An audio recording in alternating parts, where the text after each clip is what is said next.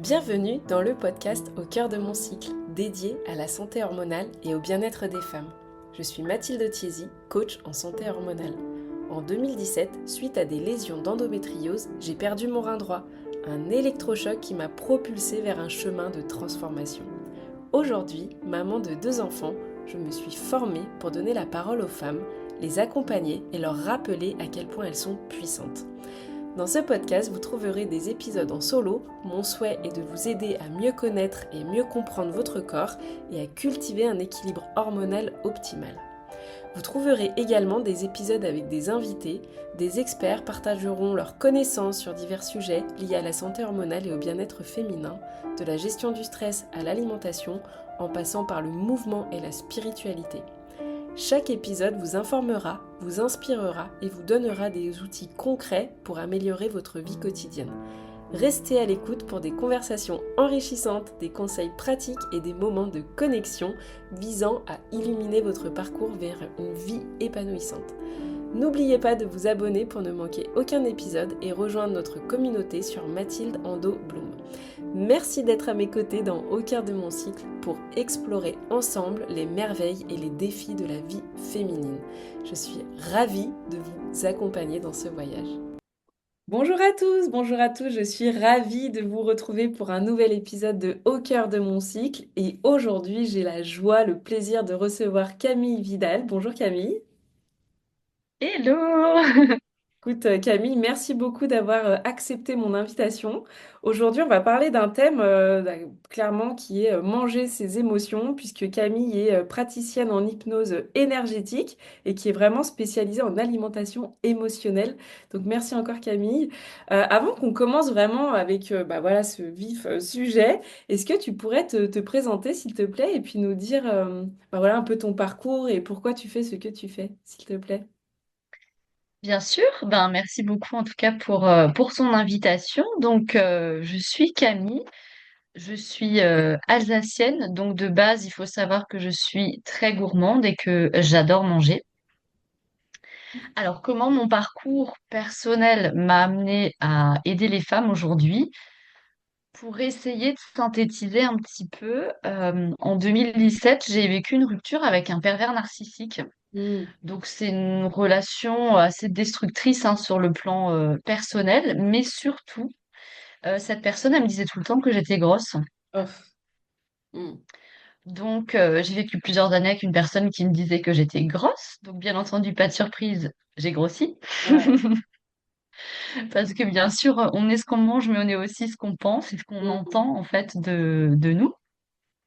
Et donc, au moment de la rupture, voilà, j'ai passé beaucoup de temps déprimée à manger du pot de Nutella dans mon canapé, bien sûr, comme beaucoup de femmes quand on est triste. Et après, quand j'ai eu mon déclic, c'est-à-dire qu'un jour, j'ai voulu mettre ma jupe d'uniforme pour aller au travail, parce qu'à l'époque, je travaillais en parfumerie, et ben, j'avais un problème, c'est qu'elle avait rétréci au niveau du ventre. Mm.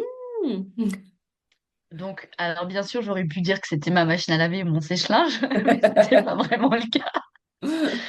Et donc là, j'ai eu un déclic et je me suis dit, ben mince, qu'est-ce qui s'est passé? En plus, je m'en étais pas aperçue. Et là, je me suis dit, bon, allez, ça y est, je me reprends en main. Je me suis beaucoup intéressée à la nutrition. J'ai repris une activité physique. Et ce qui s'est passé, c'est qu'après des mois et des mois d'efforts, il s'est rien passé sur ma balance. Ça veut dire que je Mm. n'arrivais pas à perdre de poids. Mm. Et je me suis dit, ben, c'est un peu bizarre quand même, cette histoire. Et c'est à ce moment-là que j'ai commencé à mettre le doigt dans le développement personnel, que surtout j'ai beaucoup compris sur mes blessures, hein, grâce à Lise Bourbeau. Je sais pas si Mm. les personnes la connaissent, mais en tout cas, c'est une pionnière de développement personnel. Ses livres, ils sont hyper intéressants. Et j'ai rencontré des thérapeutes, par chance des bonnes personnes bienveillantes qui m'ont aidée, qui m'ont accompagnée. Et ce que j'ai compris, c'est que c'était pas en fait sport et alimentation le vrai problème, c'est que c'était vraiment au niveau émotionnel, psychologique, mental. Mm. Et aujourd'hui, c'est pour ça que j'ai envie d'aider les femmes, parce que je sais que c'est pas qu'un manque de volonté, que des fois quand on mange ses émotions, quand on a des difficultés à mincir ou à vraiment réguler son poids, qu'on fait des effets yo-yo, c'est pas qu'un manque de volonté, c'est pas qu'un problème d'alimentation, et de sport. Mm. Bien souvent, les vraies causes profondes sont inconscientes, Mm. émotionnelles et psychologiques. Ok, trop bien, trop intéressant. Donc oui, en plus, franchement, tu es vraiment la personne idéale à contacter si on souffre de ça, parce que tu l'as vécu, quoi, tu vois, dans tes cellules, dans ta chair, voilà, tu as réussi à vraiment à essayer de justement comprendre, comprendre, bah, tu sais quoi, avant qu'on passe sur les causes éventuelles, hein, parce que du coup, tu l'as évoqué, un peu les blessures qu'il pouvait y avoir. euh, Est-ce que tu peux nous dire, en fait, c'est quoi, qu'est-ce que c'est que l'alimentation émotionnelle finalement? Et comment est-ce qu'on peut arriver à la distinguer de la faim physique, quoi? Tu vois? Ok. C'est hyper intéressant comme question et surtout avant d'y répondre, j'ai vraiment envie de mettre en garde contre les autodiagnostics parce que c'est vrai que sur les réseaux sociaux, on Mm, peut voir plein de choses. Donc vraiment, je mm, pense que si une personne, elle sent qu'il y a un dysfonctionnement dans sa relation ou à son corps ou à l'alimentation, c'est d'aller voir un médecin. Je mets quand même un petit bémol parce qu'il peut arriver qu'on tombe sur des médecins grossophobes, ce mm, qui peut quand même aggraver la situation. Donc si euh, vous allez rencontrer un médecin pour lui parler de vos problèmes de poids ou de compulsion alimentaire et qui vous dit qu'il faut juste manger moins pour maigrir, faire du sport et avoir de la volonté, bon, clairement, fuyez. c'est ça. Et tournez-vous plutôt vers des professionnels de santé qui sont spécialisés dans ce qu'on appelle les TCA, donc les troubles du comportement alimentaire. Mm, Donc il y a beaucoup de personnes, hein, il y a des... Alors attention, parce qu'il y a aussi des coachs qui sont un peu dans ce genre-là, oui, déficit calorique, machin, fuyez aussi. mm, Donc il y a vraiment des sophrologues, des diététiciennes, des coachs qui sont spécialisés en alimentation émotionnelle ou en TCA. Donc c'est vraiment vers ces personnes-là qu'il faut se tourner. Il mm, n'y a pas de, j'ai envie de dire, d'étiquette professionnelle particulière, hein, que ce soit diététicienne, sophrologue, hypnothérapeute. Toutes ces personnes ont les capacités d'aider. Il faut juste y aller avec le cœur vers la personne qui nous attire. mm, Donc déjà, ça, c'est une des choses les plus importantes. Après, savoir si on est mangeuse émotionnelle ou pas, ou si on souffre d'un trouble du comportement alimentaire ou non. Il y a encore un autre disclaimer que j'aimerais tout de suite relever, c'est que on mange tous nos émotions, mm, tout le monde. Déjà, de base, il faut le savoir, on est des êtres d'émotion en tant qu'humains. Euh, donc, on mange tous nos émotions à un moment ou un autre et c'est OK parce que la nourriture vient accompagner l'émotion. Par exemple, à un repas de famille, ben, on est dans la joie de partager. mm, Même dans certaines régions, je sais que pour des enterrements, on fait des repas pour se remémorer la personne, pour être dans le partage, dans le soutien, dans la solidarité. Donc, ici, ben, la nourriture a un rôle d'accompagnement en fait de l'émotion. mm. Donc, ou même, par exemple, manger un pot de crème glacée ou de Nutella quand on est triste, c'est tout à fait OK aussi. Et il n'y a pas à Trop bien. s'alarmer ou à s'inquiéter, il n'y a pas de problème en fait. C'est tout à fait naturel comme comportement. En revanche, là où il faut peut-être s'inquiéter, c'est quand l'alimentation sert à fuir l'émotion. Et c'est là qu'il y a un danger. Mm. Ok, C'est ok. ça la très très grande nuance à comprendre. C'est quand ça devient compulsif, qu'on peut pas s'arrêter et que clairement la nourriture, alors soit elle va aider de remplir un vide intérieur, soit d'anesthésier les émotions pour pas les ressentir, pour pas les exprimer. Et ici, on est clairement dans une relation dysfonctionnelle à la nourriture. Ok. Pour savoir aussi si on mange ses émotions ou qu'on souffre, donc ça s'appelle l'hyperphagie, hein, le terme médical précis. Euh, Donc l'hyperphagie, c'est un TCA ou trouble du comportement alimentaire. Et contrairement à la boulimie, où on Mm. mange des très très grandes quantités de nourriture et après on se fait vomir, Ok. dans l'hyperphagie, il n'y a pas de geste compensatoire. Ça veut dire qu'on peut manger des très très grandes quantités de nourriture Et après, ben, on se fait pas vomir et du coup, ben, forcément, on mange une quantité, pardon, de nourriture qui est beaucoup plus importante que nos réels besoins.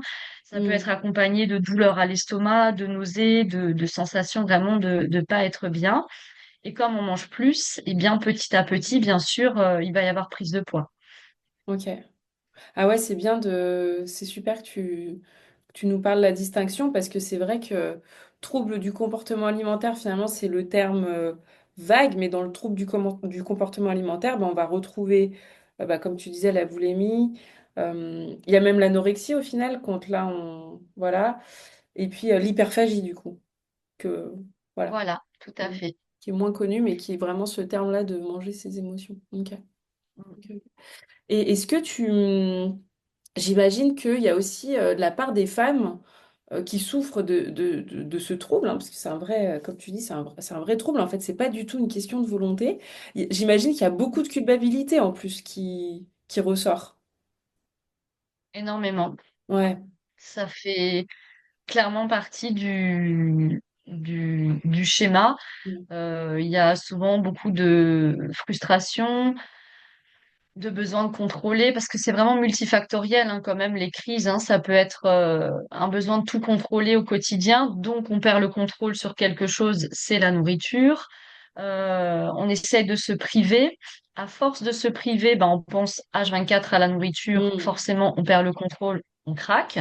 Ensuite, ben, on se culpabilise parce qu'on se dit que ben voilà, on va jamais y arriver, on est nul. Mm. Ensuite, il y a la dévalorisation. Après, il y a à nouveau, ben, on se dit, bon, voilà, ok, je suis grosse, je suis moche, je suis nulle, j'arrive pas à me contrôler, machin. Donc, on se remet dans la privation et Mm. on refait des craquages et on refait de la compulsion et on sort jamais, en fait, Ouais, de ce c'est cercle presque un vicieux. cercle vicieux. Ouais, c'est ça. C'est Mm. parce que faut quand même. Tu vois, si on essaye d'essayer de creuser un peu et de comprendre, est-ce que toi, tu as identifié parmi toutes les femmes que tu as identifiées des causes un peu profondes? Donc, par exemple, tu sais, on parlait de Lise Bourbeau là, avec les blessures de l'âme. Est-ce que, je sais pas, il y a un type de blessure qui ressort presque systématiquement ou pas du tout? Ça peut être vraiment différent en fonction des profils de femmes, finalement. Les causes sont vraiment multifactorielles et plus précisément par rapport aux blessures, il n'y a pas une blessure qui est forcément plus présente que l'autre par rapport à ce comportement. Mais c'est intéressant parce qu'en fonction des blessures, les besoins alimentaires sont pas les mêmes. Hmm, ok. Et le pourquoi on mange n'est pas le même non plus.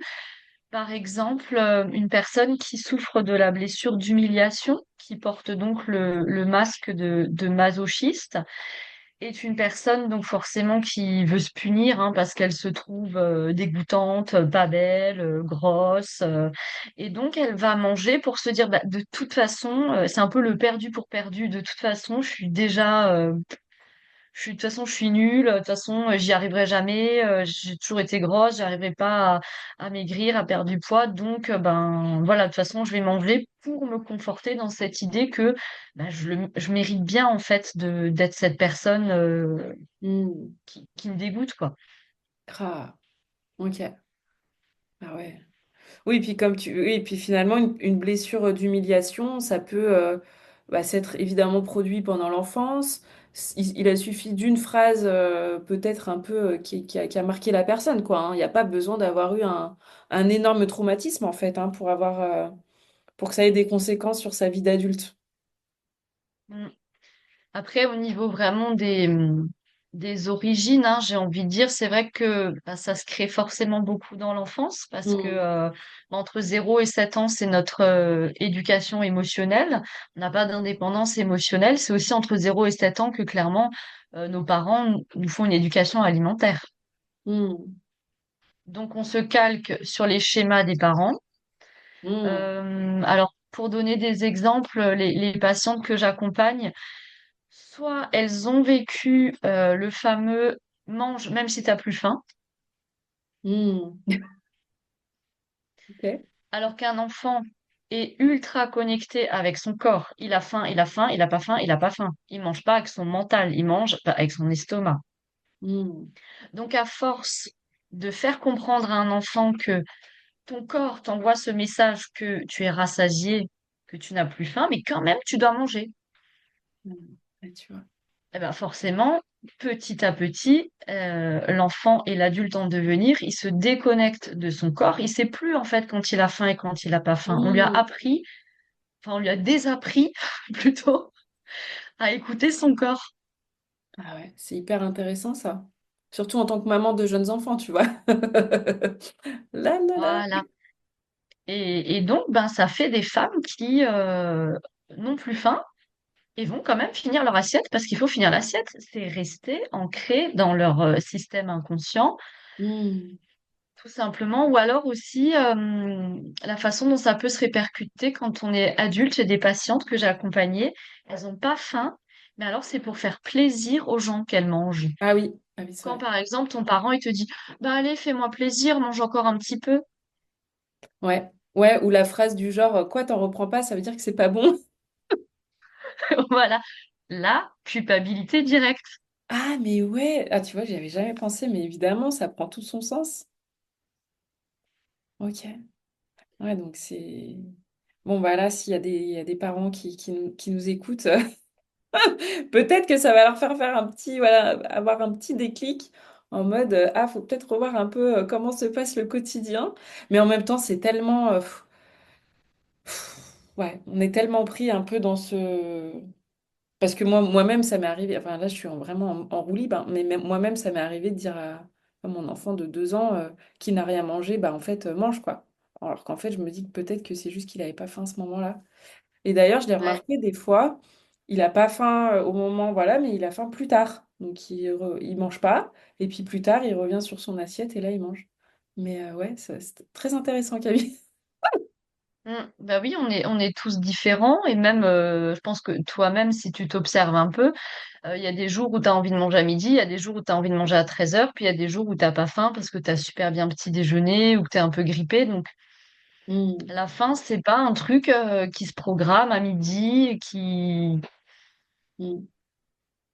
Ouais, c'est clair.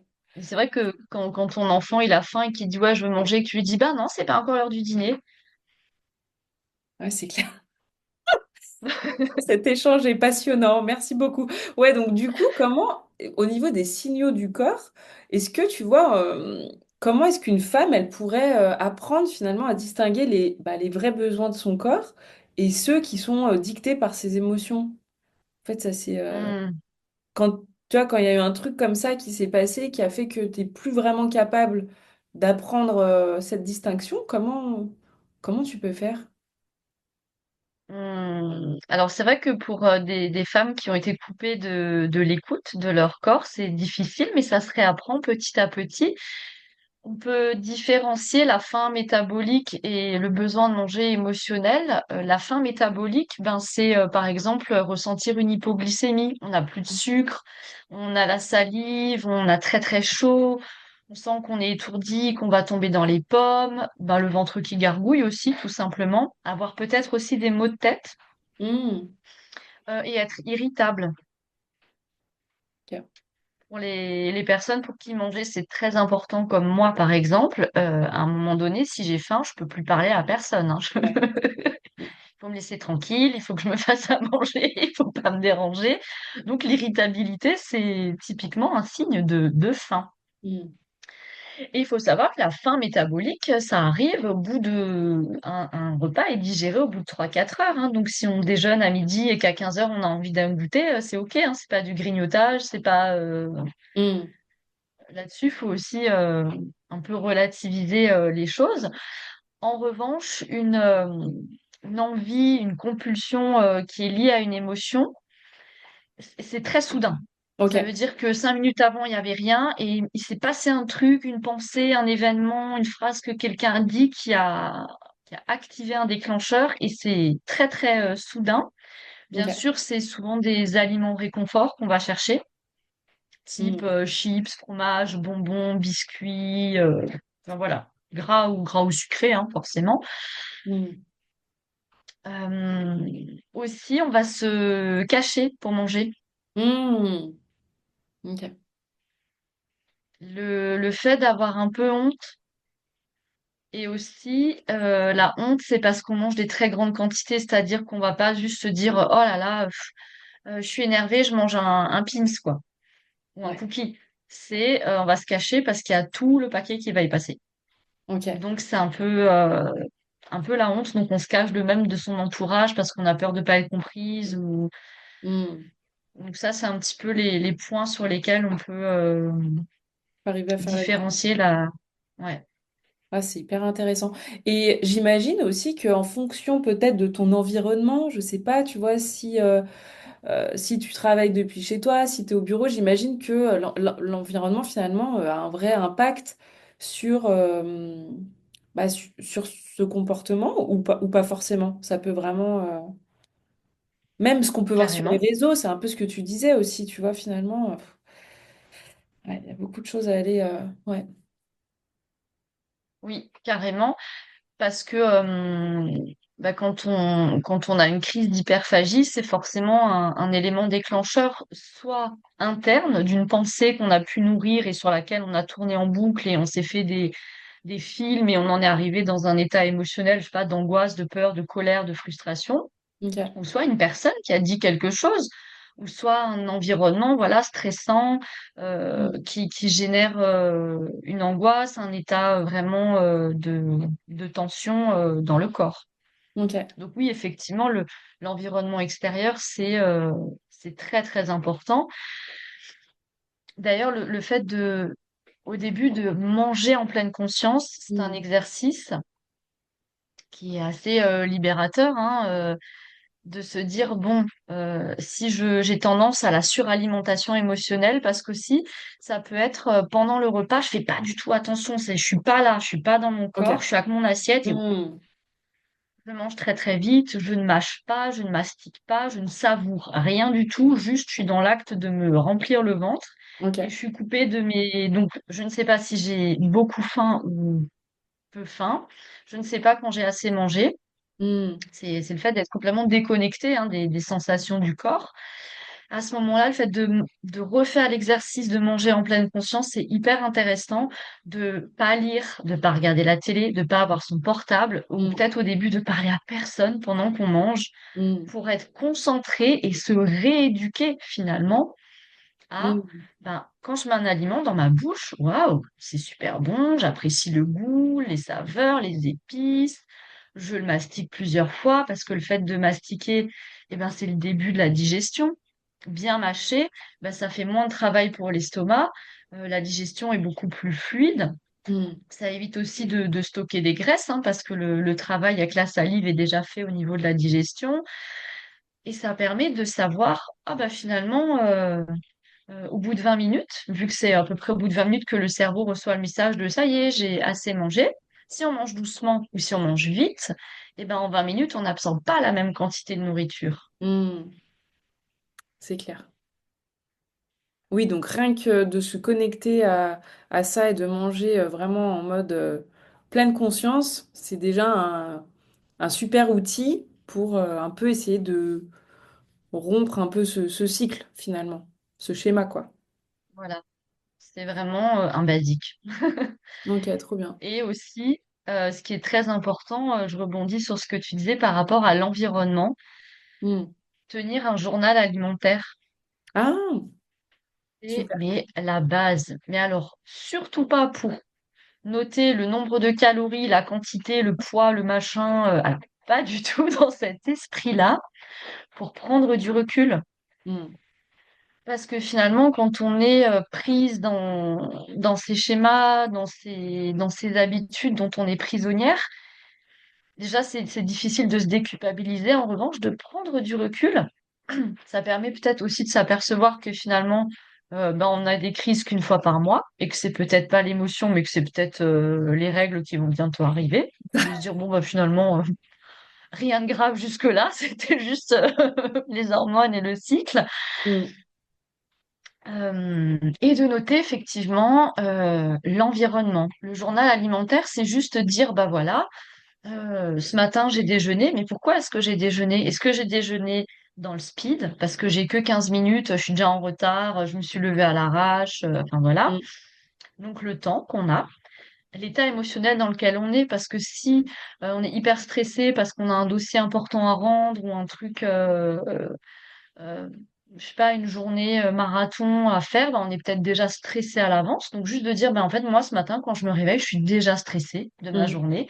Donc de noter son état émotionnel, de dire peut-être aussi, bon, bah, à côté de moi, il y avait mon mari qui arrêtait pas de crier ou mes enfants qui arrêtaient pas de hurler et de jeter leur cartable dans tous les sens. Mm. C'est quand même un bon indicateur Ah là là. de d'analyse et de se dire, ben, en fait, là, dans cet environnement, est-ce que je suis apaisée? Mm. Est-ce que j'ai la possibilité de me connecter à moi et à mes sensations? Est-ce que j'ai le temps de savoir si j'ai faim ou non? Est-ce que je mange par habitude? Mm. Est-ce que j'ai faim, oui ou non? Parce que des fois, on se lève le matin et voilà, c'est la routine, on se lève, il faut manger, mais des fois, on n'a pas faim. Mm. Ouais, super. C'est un super outil, ça. C'est Ouais. vrai que je l'avais jamais vu dans ce sens-là, un peu le journal alimentaire. C'était plus en mode énergie, enfin, en tout cas, de mon point de vue. Qu'est-ce que j'ai mangé? Alors, pas du tout en parlant calories, quantité, pas du tout, mais juste le type Mm, d'aliment et puis comment je me suis sentie après, comment était ma digestion, des choses comme ça. Mais c'est vrai que d'être plus en mode, attends, au moment du repas, comment j'étais. Moi, par exemple, je sais très bien que mon petit-déj, mais c'est sacré. C'est-à-dire que mes enfants, mon mari, tout le monde le sait. Tant que j'ai pas pris mon petit-déj, que j'ai pas préparé mon petit-déj, bah, franchement, je suis pas vraiment dispo pour autre chose, quoi.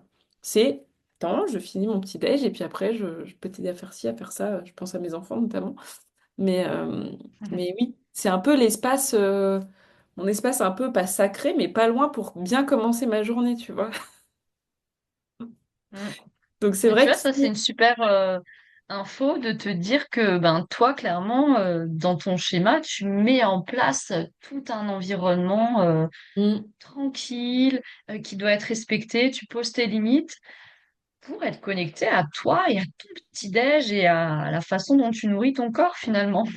Ouais, c'est vrai, c'est vrai, c'est vrai. Ouais, trop intéressant. Est-ce que tu vois d'autres choses qui pourraient aider des femmes qui souffrent comme ça de pulsions alimentaires à mettre en place de façon, tu vois, donc on l'a vu, soit le journal, donc vraiment dans le but de comment je me sens, etc. Donc ça, c'est super. Le fait de manger en conscience, est-ce que tu penses à autre chose dans le quotidien qui pourrait vraiment aider? Alors, une petite astuce qui est assez facile à mettre en place, c'est que les compulsions, les envies sont devenues une habitude petit à petit dans le cerveau, hein. Au début, Hmm. c'est vrai qu'on va le faire une fois, deux fois, et après, c'est clairement un réflexe. Ok. Ah oui, ok. Et pour changer les habitudes, comme par exemple, je sais pas, tu rentres du travail à 17 heures, t'es fatigué, tu manges ton paquet de gâteaux. Point. Donc, Hmm. peut-être que à l'origine, tu avais vraiment un manque de sucre, tu étais fatigué de ta journée, tu avais besoin d'énergie, donc ton cerveau il t'a demandé du sucre, première fois. Deuxième fois, c'était peut-être le cas. Et après, ben, le cerveau, ah, il s'est dit, mais c'est super ça, en fait, tous les soirs à 17 heures, je peux avoir un paquet de gâteaux. Allez, c'est parti, on y va. C'est une Hmm. super routine, je l'adore. En plus, le cerveau, il aime le sucre, donc il se dit, bah, on continue, hein. Tous les soirs, on va se faire un petit paquet de gâteaux, c'est top. Ouais, ouais. Donc, ça devient une habitude qui est tout à fait possible de déprogrammer Ok.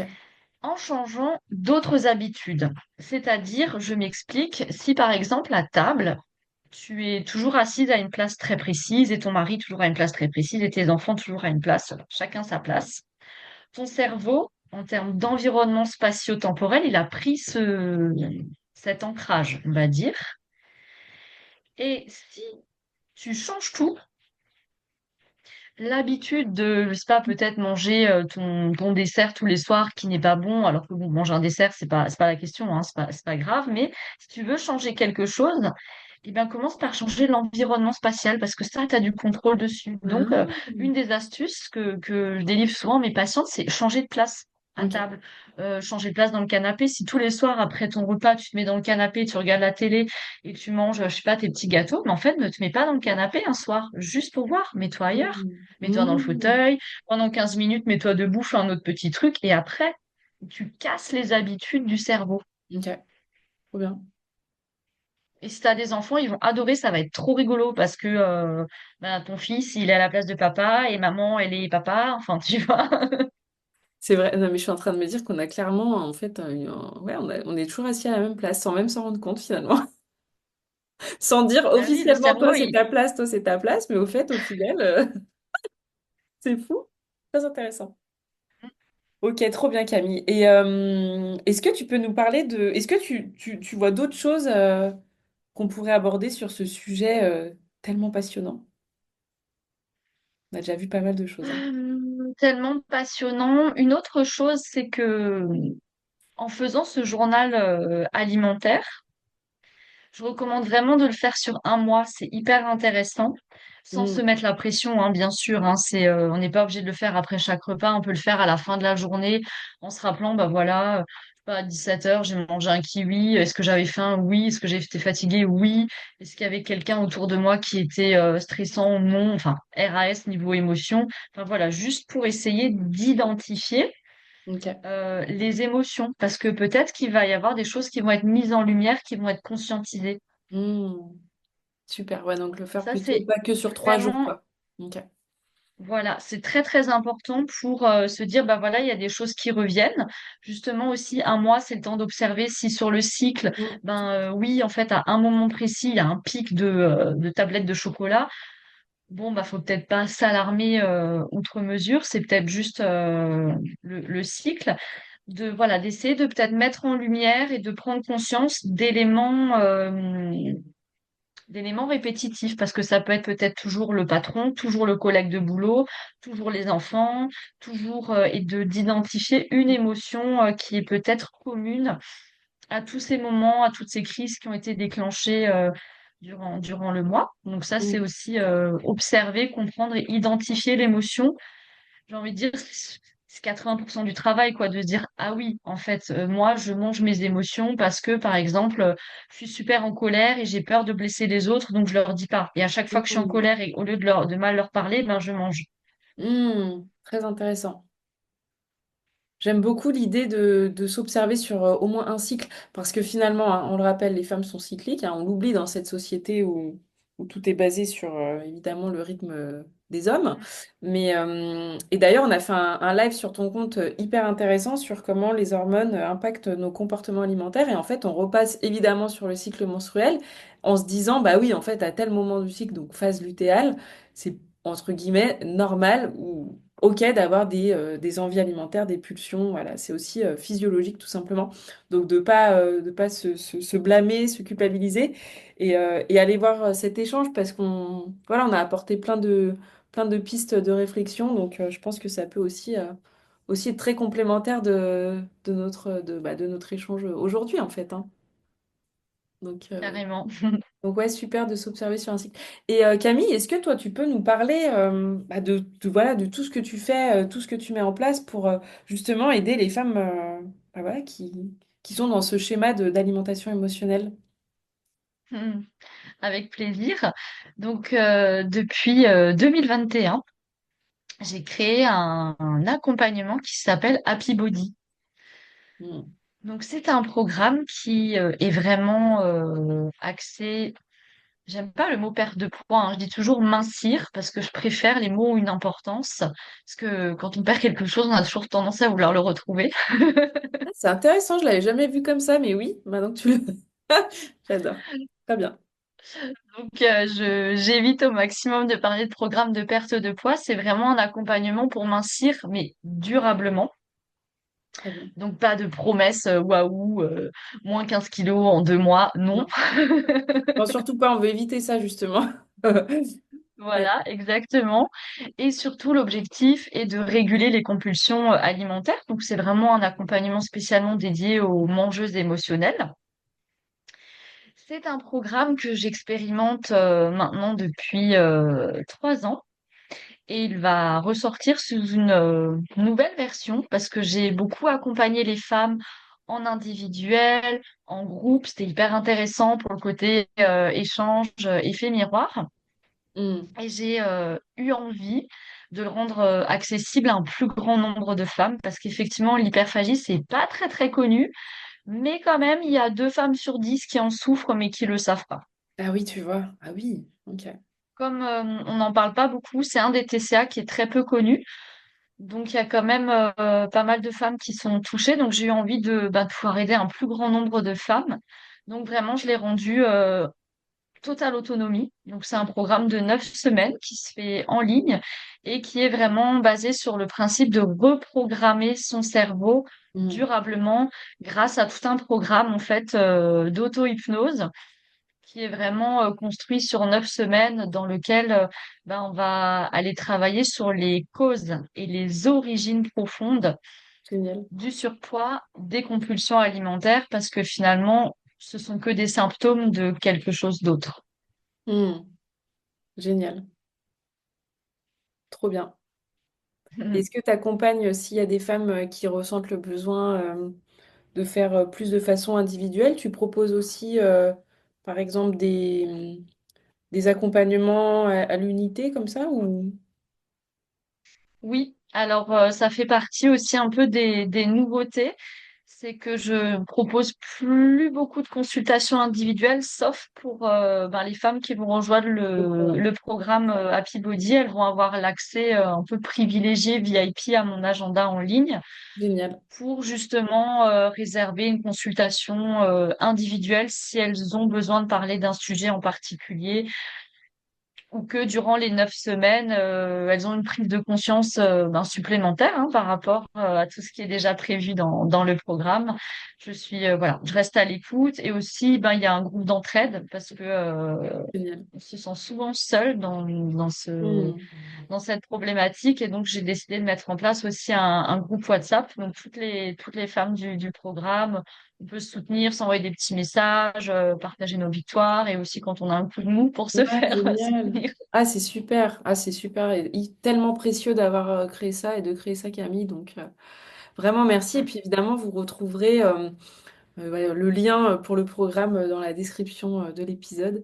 Et puis, n'hésitez pas à Mhm. contacter Camille si vous avez la moindre question. Voilà, elle sera ravie, je suis certaine, de vous répondre. Est-ce qu'il y a autre chose que tu voudrais partager, Camille? Écoute, je crois qu'on a déjà fait Ouais, hein. le tour de pas mal de choses aujourd'hui.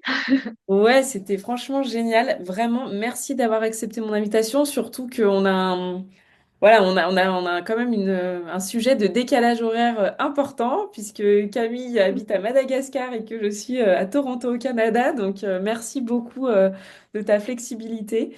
Et voilà, toi, tu es sous le soleil. Moi, je suis dans le froid, froid, froid. Les contrastes, on est là, à l'opposé. En tout cas, merci beaucoup. C'était un vrai plaisir. Et puis voilà, je pense qu'on aurait pu continuer à en parler pendant longtemps, mais je pense que là, déjà, on apporte plein d'infos. Donc vraiment, merci beaucoup. Avec grand plaisir. Merci beaucoup à toi pour ton invitation. À très bientôt, Camille. Merci. À bientôt. Cet épisode est fini. Merci infiniment d'avoir rejoint cette aventure au cœur de la santé hormonale et du bien-être féminin. Ensemble, nous avons exploré les mystères et les défis de la vie féminine en mettant en lumière le pouvoir et la résilience qui résident en chacune d'entre nous. Je vous encourage à continuer à cultiver cet équilibre hormonal optimal, à écouter votre corps et à prendre soin de vous avec compassion et bienveillance. Rappelez-vous toujours que vous êtes votre meilleur allié dans ce voyage. N'hésitez pas à partager cet épisode à une femme qui pourrait être intéressée. Continuez à vous connecter avec notre communauté sur Mathilde Ando Bloom où vous trouverez des ressources supplémentaires, du soutien et des encouragements pour votre cheminement personnel. Je suis vraiment honorée de faire partie de votre parcours et reconnaissante de la confiance que vous m'avez accordée en me permettant de vous accompagner dans cette quête de santé et d'autonomie. À bientôt pour de nouveaux épisodes où nous continuerons à explorer ensemble les merveilles de la vie féminine.